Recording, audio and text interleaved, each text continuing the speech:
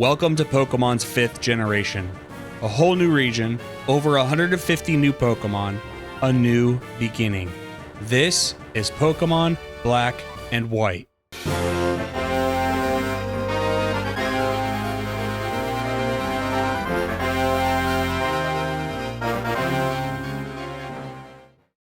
Welcome folks, I'm Livvvid. Developed by Game Freak for the Nintendo DS and released for North America in March 2011, Pokémon Black and White are the introduction into Pokemon's 5th generation, and a start to a new beginning. That was the actual marketing slogan for most of the build-up and release of these games. It would feature 156 new Pokemon, the most Pokemon added to the series ever, even more than Generation 1. Their inspirations would be drawn from Western, Chinese, and Japanese culture. Some of these new additions would also be where some controversy starts for these games, with Pokemon like Vanillux, the ice cream cone, and Trubbish, the bag of trash. The new region itself, Unova, would be the first region in the main series games to be based outside of Japan. A fabled land of mystery and intrigue. This place is called America. That's right, my own country of America, and specifically based in the New York metropolitan area. The Statue of Liberty, massive skyscrapers, Grand Central Station, tons of inspiration for a new region. There would be a much bigger focus on the story. Rather than being sprinkled in here or there with a climax about 7 badges in, the story starts almost immediately and goes right up into the Elite Four battles themselves, and on into the postgame. The graphics would also be controversial for some, with the battle scenes having animated 2D sprites. In today's video, I'll be talking about Pokemon Black and White and why I think they're some of the best games made in the series. I'll be talking about my own experiences playing the games both in the past and recent playthrough for the making of this video. My bias coming in is that I loved these games back in 2011, and I like them even more now having replayed them. Back in 2011, I was a year out of high school. My first job was at Target as a cart attendant. I didn't mind the job as intended, going and grabbing carts and taking them back into the store. But people using carts as their own personal trash cans to include used baby diapers really started to weigh on me. The only good thing that ever happened when I worked at Target was when Black and White released. Wearing my khaki pants and red sweater, I marched into work before the store opened. My friend worked back in the electronics section and was getting the games ready to be sold in just a couple minutes. I then used the powerful move employee discount to get the games and a collector's edition guide, all of which I actually used for the making of this video. They were a great distraction for me at the time because I really had no idea what I wanted out of life. But I did know I didn't want to be cleaning carts of dirty diapers. The new beginning starts in Nuvema town. It's a small town in the Unova region right on the coast. The town holds a Pokemon lab led by Professor Juniper.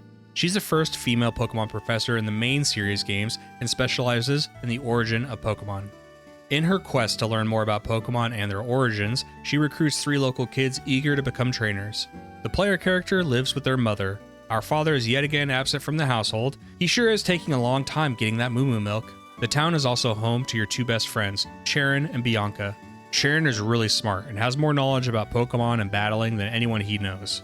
Bianca is more whimsical, being described as flighty by Professor Juniper and Sharon. Apparently that means fickle and irresponsible. But she also has a lot of resistance and goes against her father's strong push to not allow her to become a Pokemon trainer. Maybe I'm used to much less background and personality given to friends and rivals early in Pokemon games, but even just a few little details like these from your friends very early in the game is enough to make them feel like real people. It definitely helps in the style of, your friends are also your rivals, the series has taken after Generation 1 and 2, with Blue and Silver who were of course more adversarial. You know, smell you later attitudes. Our gifts are patiently waiting for us. This is where we're introduced to Unova's new starter Pokemon, Snivy the Grass Snake, Tepig the Fire Pig, and Oshawott the Sea Otter. The Pokemon I selected for my replay of this game was Oshawott. It's a good mixed attacker, and I've never selected it as a starter before. I named him Samurai Cop after the movie of the same name. For these videos I like to have fun with nicknames, and I wanted to see if you guys could figure out the theme I chose for my team. The rest of my team was Marky Mark the Zebstrika, Oh Hi Mark the Conkeldurr. I did not hit her. It's not true. It's bullshit. I did not hit her. I did not. Oh, hi, Mark. Wiseau the Venipede, Cage the Solosis, and Claudio the Litwick. With our starter, we can now battle. And wow, there's a lot of activity going on. Pokemon on both ends of the battlefield are now animated and moving. Prior to this, you'd have animated entrances for Pokemon, but then you'd basically be battling pictures. Pokemon on the ground hop around, Pokemon in the air flap their wings. To me, this feels like the best of both worlds though. It's great 2D animations and they're trying to squeeze as much as they can from the possibilities within the 2D confines. I'm not sure if this is an age thing, but I actually come to like this style even more as an enjoyer of good 2D and pixel animations from games. Then there's the way the camera zooms in and out to zero in on the action. When you attack an opponent, it zooms in on them. When they attack you, the camera opens up to display more of your own Pokemon during the incoming attack. Then the music changes when you're low on health.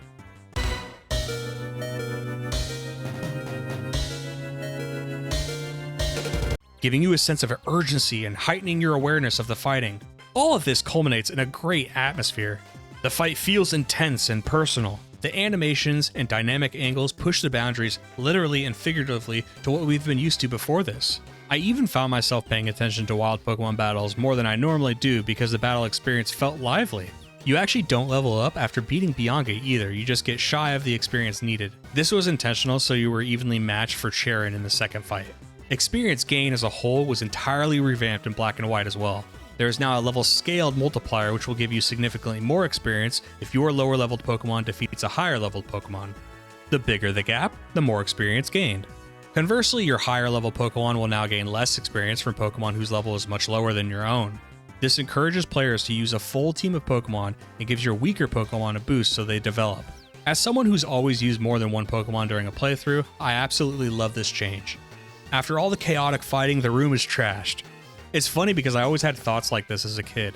Like, wouldn't this environment be destroyed in this supposed battle of Pokemon with elemental moves?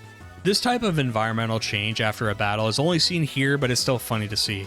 With our first partner Pokemon by our side, it's time to explore the Unova region. As we journey into the Unova region, you'll be encountering all sorts of new Pokemon. But for those who have not played these games and may want to in the future, watch out for Patrat. I don't know what it is about this thing, but it's an absolute monster. These things were landing powerful shots and criticals on me left and right. They terrorized me throughout the game. After escaping the rabid Patrats, the first town to encounter is Accumula Town. This is where you meet Team Plasma and Getsus, who gives a radical speech to the townsfolk about the liberation of Pokemon. They believe Pokemon aren't being treated equally and need to be liberated from their trainers, and they'll liberate Pokemon by any means necessary, even by manipulation or theft. Team Plasma has a very regal appearance. Even the opening cinematic shows how different the story of these games will be, with a very ominous and dramatic coronation. After Getsus and his goons leave, a mysterious character called N shows up. He claims he can speak to Pokemon. After Charon mentions completing the Pokedex for our journey, N appears offended by this, and mentions how this would mean we're going to capture many Pokemon in Pokeballs. He fights us in a battle. The fight's not really tough, but that wasn't the point. After the battle, N says that as long as Pokemon are confined in Pokeballs, they'll never be our equals. And because he considers Pokemon his friends, he must change the world. So it's pretty clear he's associated with Team Plasma. N will prove to be one of the most ideological driven characters in the series. And even I think the whole idea of the liberation of Pokemon, at least on its face, is a powerful challenge to us as the player. Is it right to catch and use Pokemon in battling? When we attempt to catch a Pokemon in the wild, there's a reason we must weaken them in order to catch them, because they don't want to come willingly. As an introduction to Team Plasma, this is pretty great. They're announcing themselves to the Unova region and us as the audience. They make their goals very clear. At least on its face, you aren't confused by their motivation, and N seems to be in line with them. Between an ominous opening cutscene and this sequence early in the game, I'm very impressed at how impactful the story is in Generation 5 almost immediately.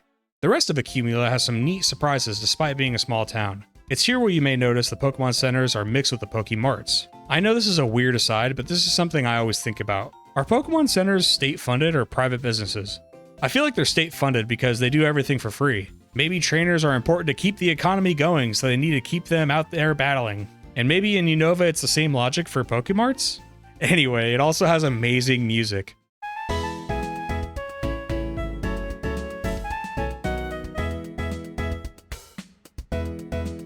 I was vibing the music so much I just kept pacing back and forth, not wanting to leave. Then you can find this house where a pianist and a drummer add to the jam. The music in this game is just great in general. I'll mention songs I especially like as I go through the game, but this may be my favorite song. There are NPCs with instruments strewn throughout the region who will add music as you walk by them or talk to them. It's a really cool feature and shows that Game Freak wasn't slacking even when it came to music. Chargestone City is a suburb city that has nice apartment buildings, a pretty garden area, a trainer school, and the first gym.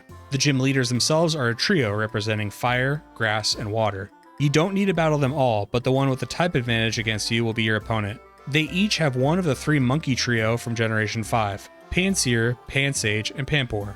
But it's not totally unfair. A keen explorer could have found an area known as the Dream Yard. It's an area to the northeast of the city, an old factory site outside the city limits. There is a trainer here who will give you an elemental monkey based on your starter Pokemon. In my case, I got Panseer because I chose Oshawott. Since I chose Oshawott, that means I'd need to battle Cylon with his Pansage. But the trainer gifting you a monkey gives you the counter to their counter, so I was given Panseer.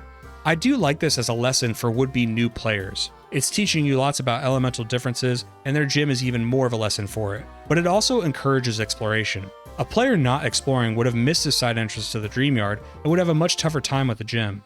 However, if you poked around a bit, you'd get gifted a useful elemental type, which are pretty thin early game with only Patrat, Lillipup, and Purloin being available up till now. The fight back at the gym is actually pretty tough. The Lillipup they use will use Work Up a couple of times, which boosts its attack and special attack. It's an outstanding move. Then it starts to use Bite and will maul your team. When you get to the closing stages of a fight though, another amazing song comes soaring in from the heavens down into this battle.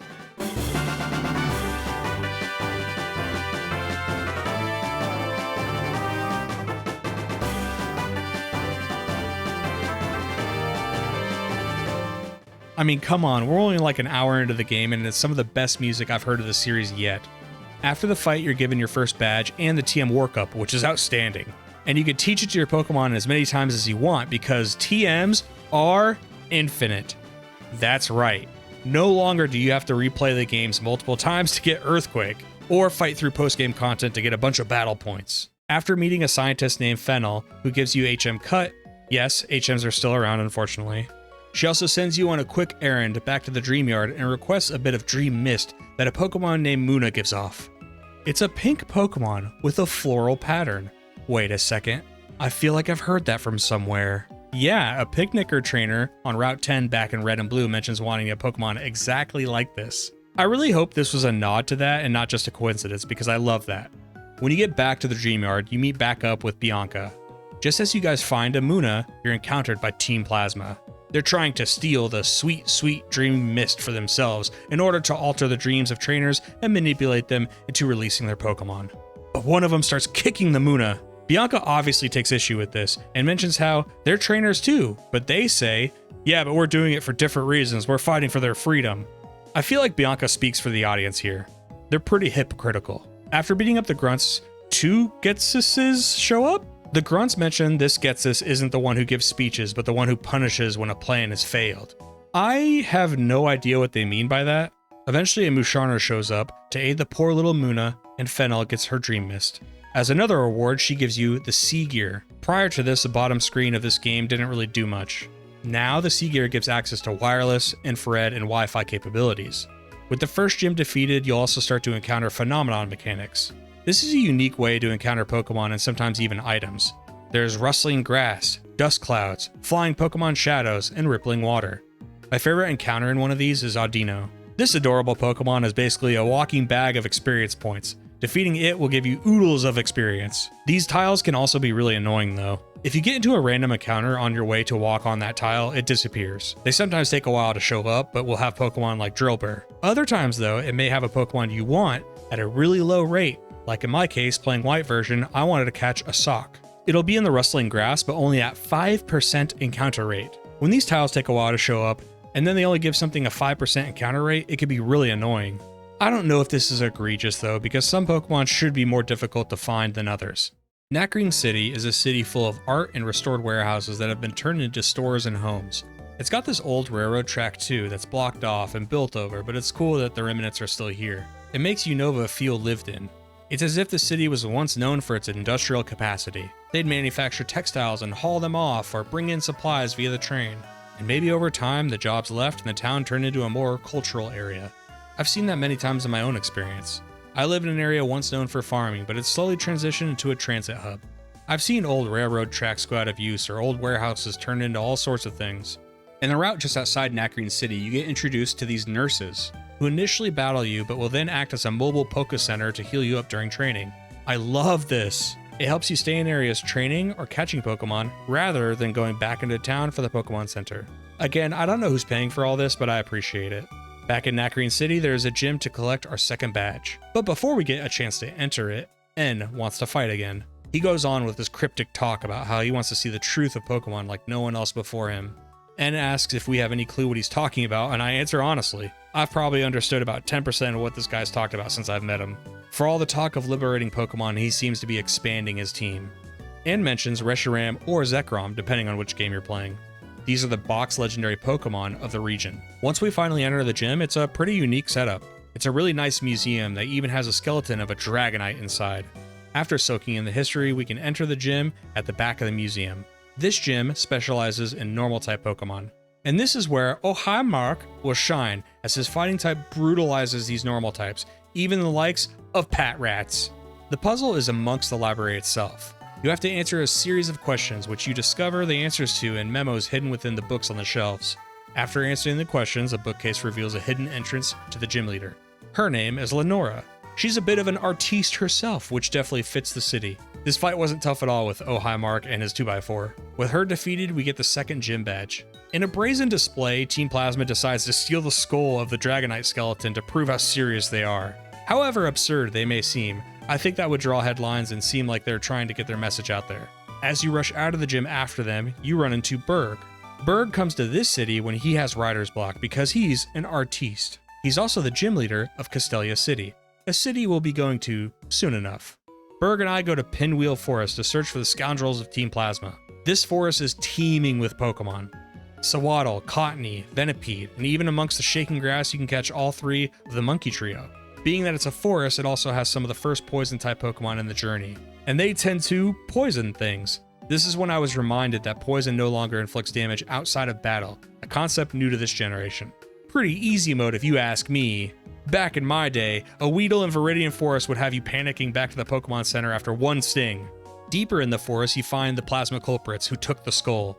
This is where we meet Gorm. That name just sounds villainous. He is a member of the Seven Sages, a mysterious group within Team Plasma. The other members work towards the ultimate goals of Team Plasma all over the region. Berg and Lenora show up to help us out, and with two gym leaders and the hero that is me, Gorm scampers off. Lenora takes the skull back, and Berg mentions that he'll be waiting for us at his gym in the big city. And that big city is, of course, Castelia City. There it is, New York, the Wonder City, a magic city of marvels and superlatives. In order to get there, we must cross the Sky Bridge, an absolutely massive pedestrian and vehicle bridge leading to the city itself. I love the camera angles here, shifting and twisting as you march along. You see vehicles zooming by down below. The camera pans really far back to show you the massive scale of the bridge. By the way, this game is full of bridges. There's like 5 of these kind of scenes. After crossing the bridge, it's time to explore the big city. For its time, this city seemed so massive, with lots of stuff going on here. It's got a huge harbor with several piers and ships.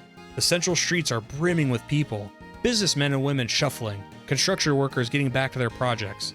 Many of the buildings are accessible and shows all sorts of office spaces with people hard at work, including a team working on this very game. Dark back alleys full of shady figures or swanky joints. Art exhibits showing off the city's rich culture. The Battle Company full of trainers, and a sweet experience share reward when completing it. As you travel around the city, the camera yet again pans out to give you scale to the massive streets and skyscrapers. There's also a few Wi-Fi events you can do here as well. If you transfer up a Fateful Encounter Celebi from the events given out in Heart Gold Soul Silver, you can transfer it into Black and White for a special gift Pokemon. There's a little boy in the Game Freak HQ building who refuses to talk. When you enter with Celebi, a cutscene triggers and the boy is revealed to be a Zorua. Apparently they were long lost friends and the Zorua would like to join your party. There's an event like this later in game as well in the Lustloran Forest. If you transferred up the shiny Fateful Encounter Beast Pokemon from Heart Gold Soul Silver, you can encounter Zoroark.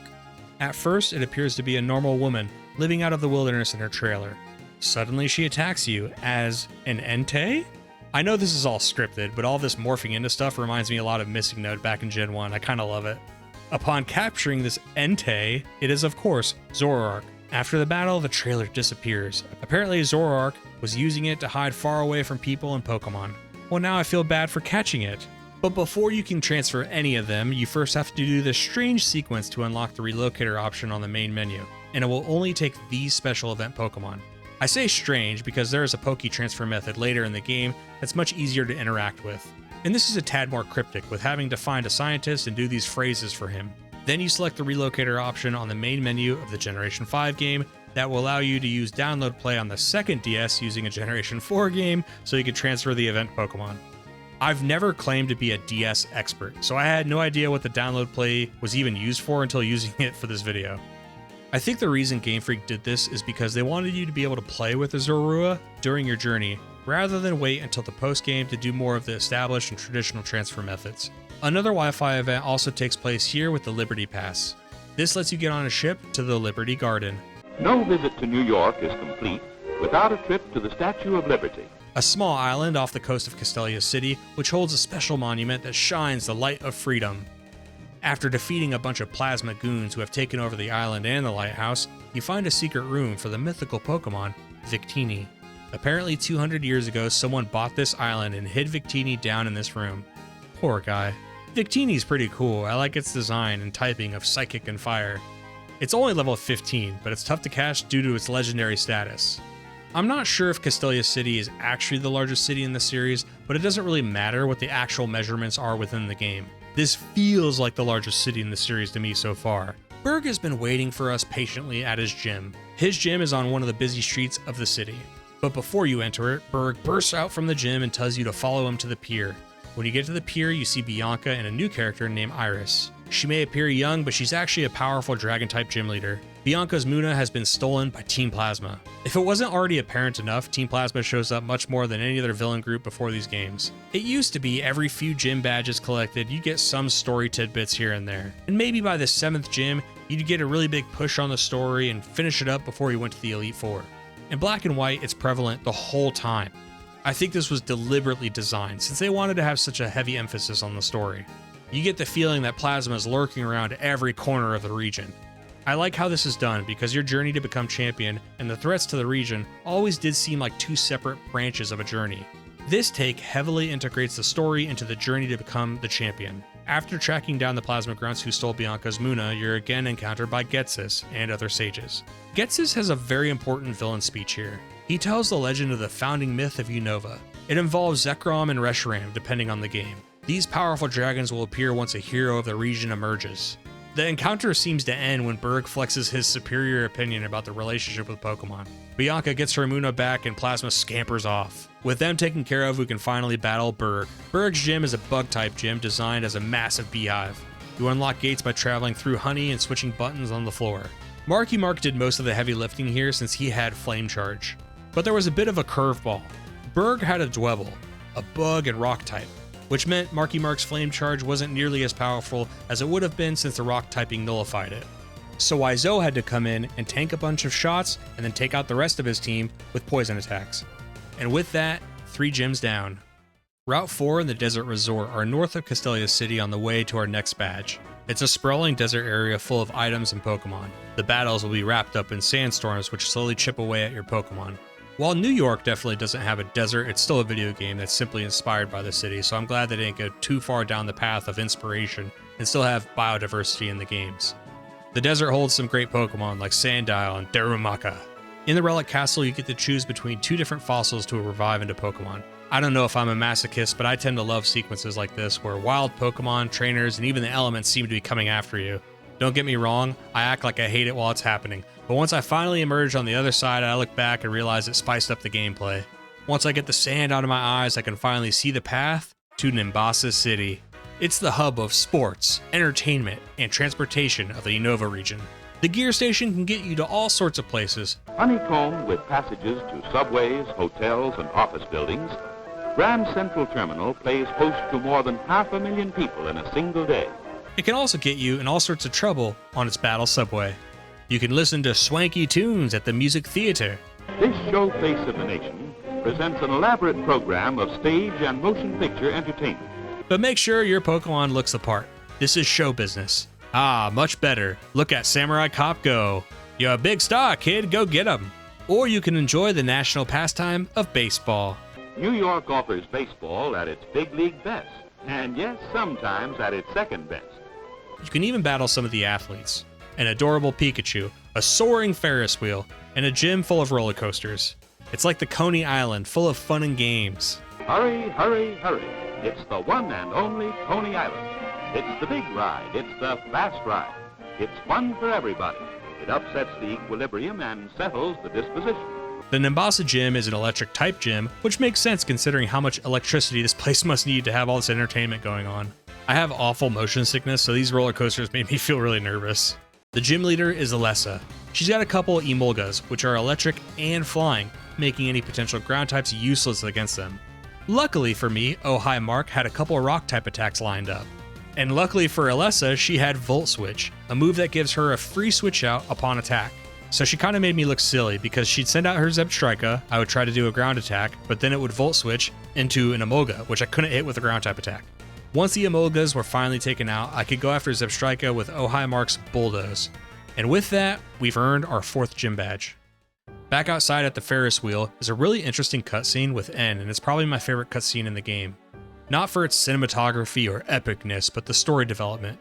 N asks you to get into the wheel with him and reveals he is the king of Team Plasma. This was kind of spoiled in the opening cutscene though. N talks about how Getsus asked him for help saving Pokemon. N vows to defeat the champion and become unbeatable, because his ultimate goal is to free all Pokemon from their trainers.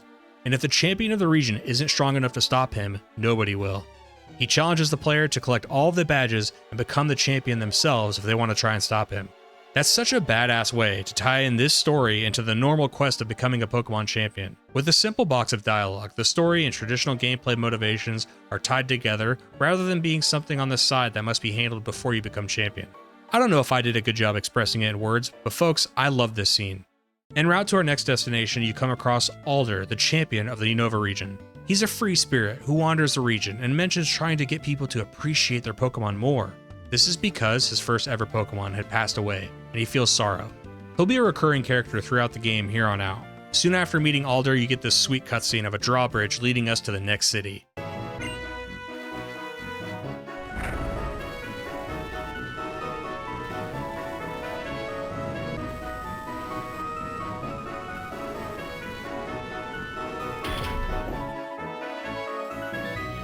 And that next city is Driftveil.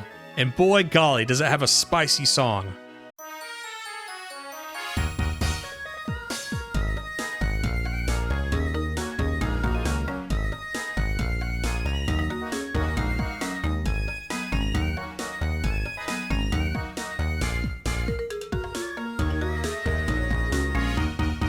You can have whatever opinion you want about these games, but who's disputing the soundtrack? It's incredible.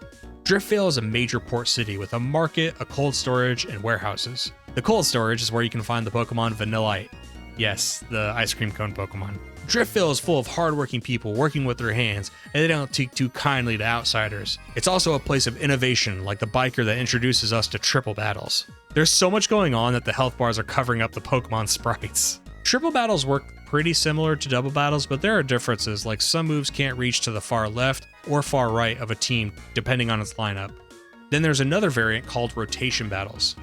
Neither of these were really my thing, so I didn't really do them much, but they're cool for anybody who likes them. The city's gym leader is Clay. This rootin' tootin' cowboy hat wearing ground type trainer is a businessman in the mining industry.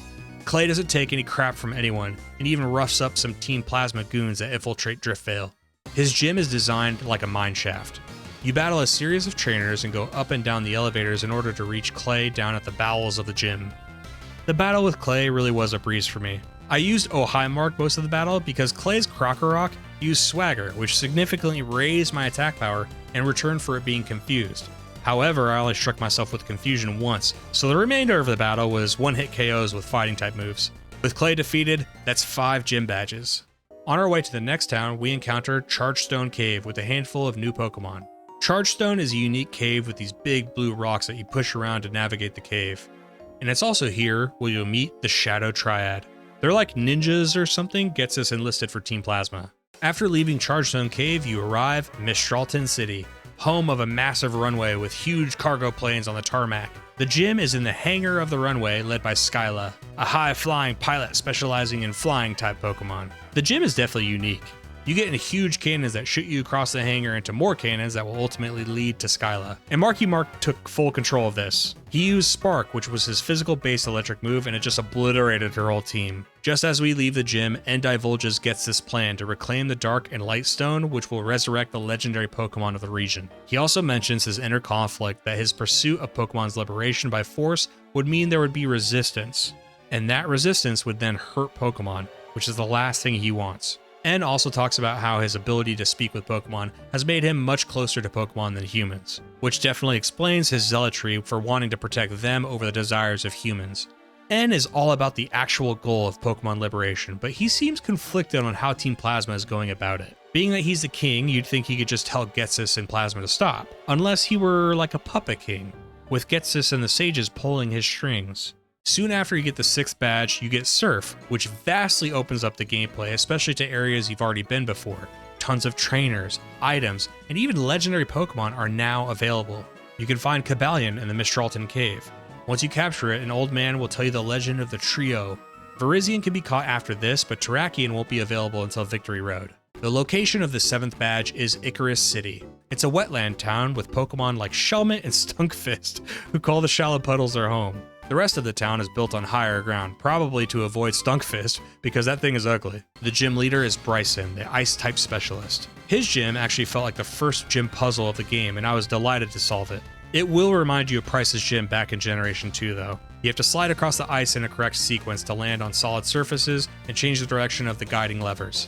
Bryson had absolutely no answer for Oh Hi Mark. If it seems like other Pokemon on my team haven't been mentioned, it's because Oh Hi Mark really stole the show in most gym battles. I evolved him almost immediately after it became a Girder, since it's a trait evolution.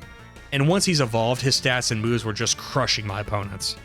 With Bryson defeated, we have our 7th gym badge. Immediately as we leave, the Shadow Triad ninja people ambush us. They say Getsus wants us to go to the Dragonspiral Tower. The tower is said to be the oldest building in Unova. Collapsed pillars can be walked across to navigate through the tower. Eventually, you get confronted by a gauntlet of Team Plasma members. What the hell? Getsus invited me. I don't know what Plasma's up to, but they're getting desperate. Once I shrug off the goons, it's not Getsus waiting for me, it's something different.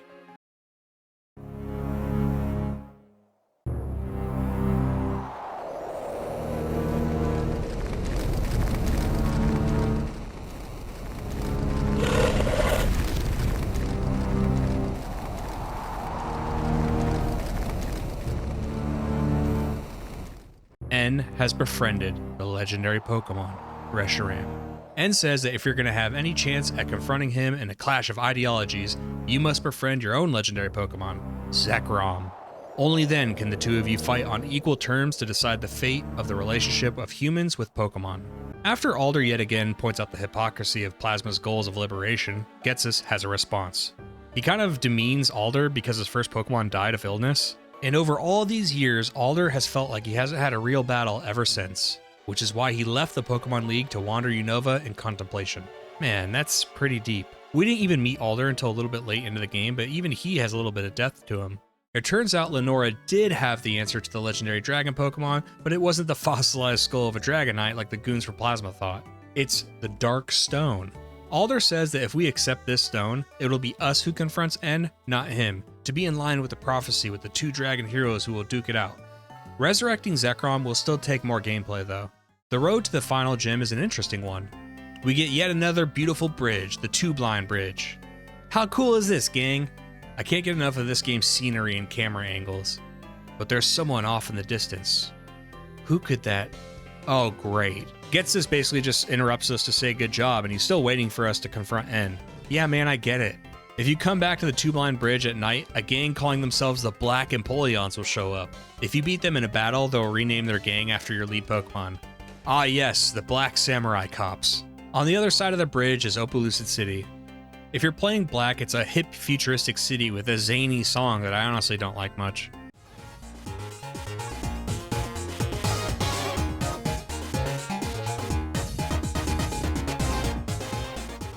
If you're playing on White, though, it's a traditional town made out of stone with a pretty beautiful song.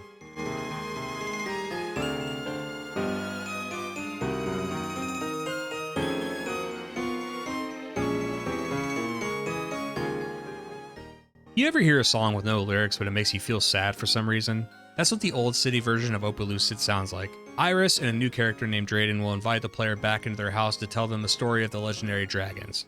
Reshiram and Zekrom used to be a single Pokemon led by twin brothers. This singular Pokemon formed the Unova region, and all was good, for a time. However, the older brother sought truth, while the younger brother sought ideals, and they fought. The Pokemon split into two, and each dragon sided with a different brother. There was a chaotic war that left Unova destroyed with fire and lightning. Just like how the town is different depending on which version you're playing, so is the gym of Opelucid City. In Black version, it's led by Drayden. In White version, it's led by Iris. They'll have the same team, but Drayden's will be all male and Iris's will be all female. In order to get to them, though, is a sequence where you raise and lower the heads of a dragon to lead you to more platforms to jump on, with the final one raising its head to the gym leader. This battle was Samurai Cop's time to shine. Back in Icarus Town, I bought the TM Blizzard from the store and taught it to him. This meant I had an extremely powerful attack, although at the cost of only 70% accuracy. Fortunately, I only missed once, but Iris used Hyper Potions a few times to keep her Dredagon alive until I ran out of PP for Blizzard. Then I had to set up Paralyzed with Marky Mark. And finish the job with, you guessed it, Oh Hi Mark. With the 8th gym badge, Professor Juniper rewards me with the Master Ball, and it's time to begin March to the Pokemon League. Route 10 is the road to Victory Road, the final test for trainers before challenging the Elite Four. It's got plenty of really strong trainers and new Pokemon like Bouffalant, who looks like a disco version of Tauros. Once you get here is also where an NPC mentions a storm moving on by. An old woman will help you get some shelter in her home as she explains that there are legendary Pokemon who roam like this, causing storms. She speaks to us about Tornadus or Thundurus who are now roaming the region. They're like Jin versions of the legendary trios. The third member will be for the postgame though. Before getting to Victory Road, Sharon wants one final shot at ya boy, to make sure I'm ready for Alder, or N. I've largely not mentioned every single time you fight Sharon and Bianca because it happens a lot. I'm not sure how I feel about the frequency of how often you're battling them. What do you guys think? With Sharon defeated, they both wish us well for the final fight against N. The badge check sequence for Victory Road is so badass. Each gate matches things you've seen from previous gyms. But as you walk through more and more gates, it adds more instruments to the song. Victory Road itself is an imposing cliff face that we must climb if we are to become a champion. It's not all climbing though, you also have to dirt surf your way back down, which will be necessary to find different entrances and items. It's here where you'll also run into Heatmor and Durant, two arch-rival Pokemon. Heatmor's design I don't know, it's weird, okay? I get it, he's an anteater thing, but he looks kind of funny. Victory Road is also where you find Terrakion. This feels kind of like a callback to Moltres being in Victory Road back in the Generation 1 games. So of course I like it. At the top of Victory Road is the Pokemon League. The music from any Victory Road sequence should grip you, and it sure does here. It's ominous and even intimidating. I also like the Pokemon Center here. It's nearly empty with only staff there to tend to the very few who make it this far. The Elite Four in this game is a bit different. Rather than go through a straight line through prearranged opponents, you can actually choose which ones to fight in any order you want. First up was a Ghost-type member, Chantal. And her room is spooky with laughing spirits that whisk me up to her. So yeah, this Elite Four is off to a great start with very creative rooms for its members. I like the little animations carrying me up and all the detail with the bookcases and spooky haunted mansion atmosphere that matches her team. It was finally Claudio's time to do some work here. Next up was Grimsley, the Dark-type trainer. This guy's room was a pretty cool theater/coliseum thing. I think this could have passed as a championship room, to be honest. I knew the lead had to be Oh Hi Mark with his ridiculous power and fighting type moves. And it went probably as you would expect. 2 down, 2 to go. Caitlin, the psychic type trainer, was up next. She has a very celestial room and was taking a little nap before a battle. To combat her psychic types, I knew it had to be Claudio taking the lead. His ghost typing and attacks were sure to overwhelm her psychic types. And he was doing great until her damn Sigilif came out and used Shadow Ball on our boy. It was up to Marky Mark to clean up Sigilif, but then she sent out Goth Girl, who started terrorizing my team. Samurai Cop knew X-Scissor, a good bug type move, perfect for Goth Girl's psychic type, but then she knew Thunderbolt. I let Marky Mark back into the fight and used Thunderwave to try and slow this Goth Girl down. With Thunderwave making it difficult for her to respond, it was Cage and his Shadow Ball who secured my final victory. Caitlin definitely humbled me just when I thought the Elite Four may have been too easy. Marshall was the last Elite Four member left. He specialized in fighting type Pokemon. His room was basically a cage match in wrestling. It reminded me of Randy Savage in that cage fight in the Spider-Man movie. Hey, Freak Show! You're going nowhere! For Marshall's fighting types, I had to leave with Cage. I had to rely on Cage and its psychic type attacks because I was definitely lacking flying type attacks on my team. And Cage was doing great, but then it was time for his Conkeldurr.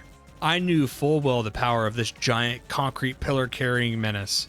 Cage held strong, although it almost fainted, and landed an absolutely crushing psychic attack. This Elite Four was generally easier than the ones I've fought in the past. The first reason was that this was the first time I think I've ever been almost exactly the same level as them. As someone who always plays to battle every trainer I can find in these games, I still always fall short by at least 5 levels on average, and probably 10 by the time I fight the champion. However, I rarely grind on wild Pokemon, so if you do and don't experience the gaps like I do, that's probably why. Sometimes Elite Four members have maybe only 5 Pokemon, but as you march on, the later members always have their 6. So only having 4 to deal with was pretty easy. With the Elite Four members defeated, it's time for the champion, whoever that may be. N kept repeating over and over again that you'll finish this at the top of the literal and figurative mountain that is the Pokemon League. It was clear from the beginning of the game that the story in the final Elite Four sequence was going to be won. And I can even admit, I actually didn't like this back in 2011, but I've changed a lot since then. The writing and production process for this video made me really focus on the story, and I ended up liking how this was playing out. At the top of the steps is a massive pantheon. Inside, N has already defeated Alder. We're far too late.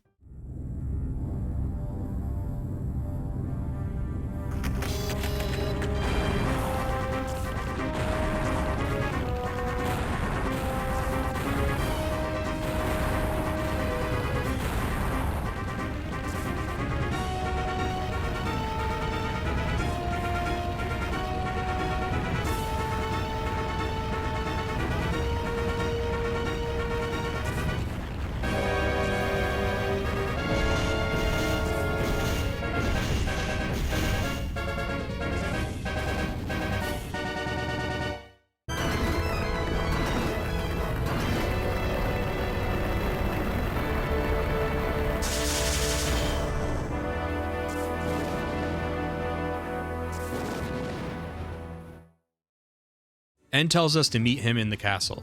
Before we go, Alder reminds us to be careful, that N's beliefs are real, and the people who changed the world for good or bad always believed in what they were doing. Inside the castle, we're met by the sages, and these dopes are trying to ambush me. That is, until Clay and a pack of rabid gym leaders come bursting in.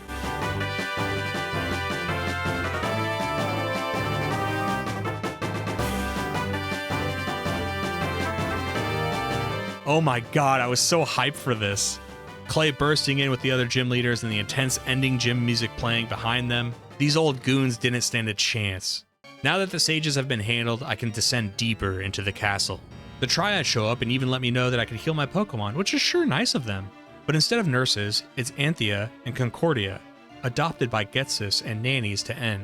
Concordia tells us that N has been sheltered from humans his whole life, and he was instead brought up around Pokemon. Not just any Pokemon though, Pokemon that had been betrayed, mistreated, and hurt by bad people. This made N feel sympathy for their plight, and he started to pursue the truth, but only if it meant to help Pokemon. Concordia insists that N is innocent in all of this, that it was Getsis who manipulated N.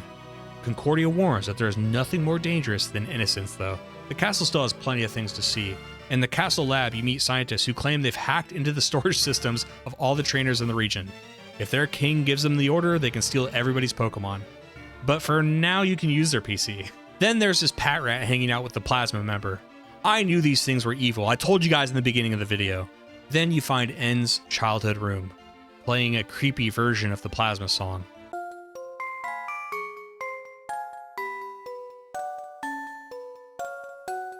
Man, he was given all the toys you could ever want, but still cut off from the world. Just before entering the throne room, the mastermind himself emerges.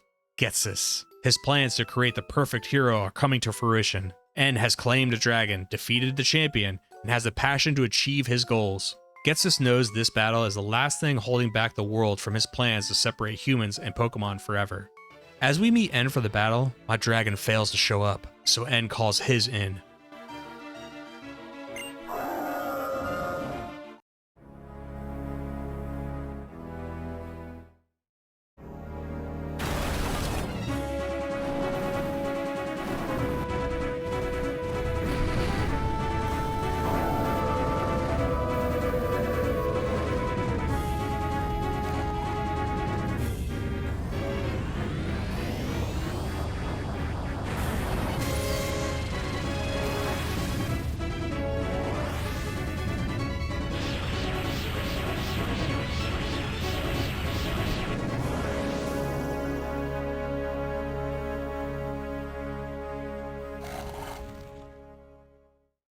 Well, I guess I lose. But wait.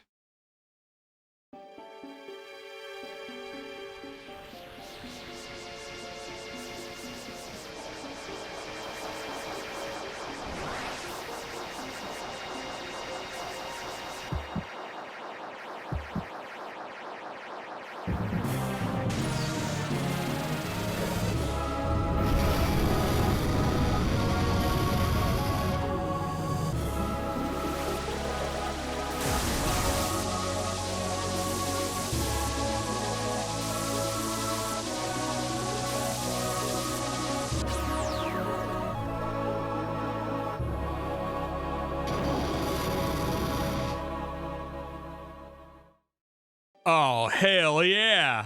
Zekrom says it wants us to catch it and befriend us. Yeah, I can do that, buddy. Zekrom's signature move is Fusion Bolt, and the animation is so badass. Reshiram's is a move called Fusion Flare, which is also pretty cool. Since this is like a scripted kind of battle, the catch rate on Zekrom is actually really high. Before you guys fight, and also heals your Pokemon, since there's no triumph to be gained in battling weakened Pokemon.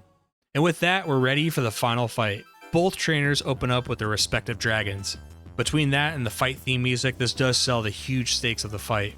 Unfortunately, N's Reshiram takes out my Zekrom with a Hyper Beam, although I was close.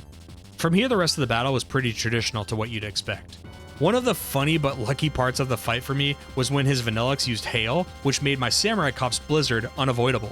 This made it so when his Archeops came out, it was sent right back into extinction. Sorry, pal. With N's final Pokemon defeated, the fight is over. N reflects on the dragons choosing different sides. One choosing ideals, the other choosing truth. Just like the legends of Unova. Wow, so it's really over and everybody's gonna come together. Nope, Getsus is pissed. Since N is defeated, his plans are totally ruined. And in order to stop us, he must have us eliminated? Oh my Arceus. Has it ever been phrased that way in the series up to this point? I think the villains have always said something like, you can't stop us, or we'll make you get out of our way, but eliminated? Alder and Sharon show up and Getsus spills the beans. This was all a convenient lie to create Team Plasma. The whole hypocrisy of them stealing Pokemon was exactly what the accusers said it was. They were simply stealing Pokemon for power. Then Getsus challenges me to a fight. His Hydreigon was an absolute menace. It would just use Dragon Pulse and nearly one-shot my whole team. My plan was to use Marky Mark and its Thunder Wave to disrupt it. This worked, but he was also taken out in the process. Sleep easy, my Zebra Prince. Once I took down his Hydreigon, the next menace was his Seismitoad. Its water-ground typing was hard for me to take care of because I have a serious problem of never having grass Pokemon on my team, and I don't know why I do that. After Getsus is defeated, he of course can't believe it because he is perfection. He is the perfect ruler of a perfect new world. He sits there scolding N, mocking him about not having a real human heart because he's a freak. Man, that's rough. Especially because the kid never asked for any of this. Getsus was the one who treated him like a freak. It doesn't mean he is one. In the end, Getsus is hauled off and calls us over to have a conversation. He tells us that way back in Accumula Town, when he spoke to our Pokemon, that they wanted to be with us. From that moment on, he was unsure of his own convictions. That's why he was kind of helping us throughout the story, in his own ways, to get us to this point, so he could finally be sure about what he felt that day. With Getsus and his misguided ambition, releasing their clutches from N, he's free to make his own decisions and walk his own path for the first time.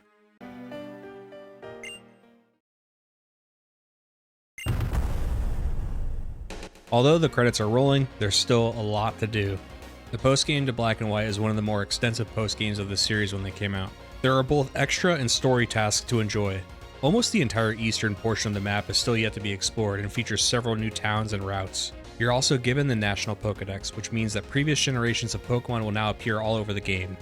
Volcarona, Kyurem, and Landorus can all be caught as well. Even the story has a bit more to tell. The 7 sages have been freed by the Triad and can be hunted down. Each of them have their own reasons for why they do or do not want to continue the fight anymore. However, Getsus just entirely escapes, and I don't think it's actually good for the story. I mean, he was the real big bad, and you don't get much closure in that respect. We all know that there's sequels to these games, but I also think that there's different ways you can set up sequels without sacrificing the story of the game that came before. And there is much, much, much more to the post-game, and I honestly would need to do a whole other video for it, I think. I still want to cover a few more things, though. The Pokemon Transfer Lab is also available, so I can pick up some old friends like Kentamago from the Fire Red and Leaf Green video, and the Mount Battle Ho-Oh from the Coliseum video. Both have been doing great, and I usually send them up when I get to the post games for these replays. Throughout the game, you may have seen this big island shaped like a Pokeball in the middle of Unova. Through the Seagear wireless feature, you can get there. It's here at CenturyLink that acts as a literal bridge to play multiplayer with other people playing the same games. Once connected to another player of the game, you enter their world. Even your appearance changes. It's kind of cool, everything is now black and white when you enter their world. You can even accept missions at this tree. Now it is pretty primitive. The person traveling to another player's world is basically just a helper. They can't enter any buildings or anything. The two sprites you're seeing here next to each other are both my characters on different games in the White Forest. While not a fully fleshed out multiplayer experience with being able to do double battles with each other and encounter Pokemon together, it's still pretty cool to see this as an attempt back in 2011. The last thing I want to talk about briefly was the Dream World. It was a website that you could link with your games and do a lot of mini games and collecting items for it to put back in your main game. It was kind of like the Pokewalker in website form. To be transparent, I didn't do any of this myself because the official servers for this are all now shut down. And to be honest, 15 years ago, I was already 19 years old, and I just wasn't the target demographic for something like this. Now, had I been the same age as I was when I first played Red and Blue, but these games were there instead, maybe I would have done this. There are still things I didn't entirely cover about the main and post game, but I felt like I covered a lot of it. I have to leave a little bit of something there for people to experience on their own if they haven't played these games yet, or just haven't played in a long time like me. There's just one last little thing though. The Pat Rats did a little dance number for me to try to make peace before I ended my experience. They also gave me a big mushroom. Alright, Pat Rats, I forgive you. The Pokemon Black and White experience was overwhelmingly satisfying and enjoyable for me. Before starting the process of making the video, I hadn't played these games in 15 years. I do remember liking them, but I had honestly forgotten many of the reasons why. Now I remember, and I have plenty more reasons. I love the entirely new Pokedex in the region based on my own country. Having over 150 new Pokemon for the entire journey felt great. I can't remember the last time I spent this much time tortured about what I should have on my team. The wheels were already turning for a potential next playthrough in the future and what I'd like to play with next. The story was one I connected to immediately, and that interwove itself into the gameplay in a believable way that didn't feel imposing. Although it did feel unresolved, with Getsis escaping, it asked a very tough and understandable question about the true will of Pokemon. Many of the characters, good and bad, were believable. The postgame felt huge. I want to be careful with my words, but I can truly say during the making of this video is the most fun I've had playing a Pokemon game in a long time. Folks, that's all I've got for Pokemon Black and White. Thank you for making it to the end of the video. If you liked it, please like, comment, subscribe. Thank you to my YouTube channel members, Quinn and Chris Redbeard, and to my patrons, Shio, Lyra, and Eon Kane. You can join my Patreon as a free member and see what I'm up to next. If you become a paid patron or YouTube channel member, I'll shout you out in my videos, and it really helps me a lot to do this for a long time. Thanks for watching. I'll see you in the next one.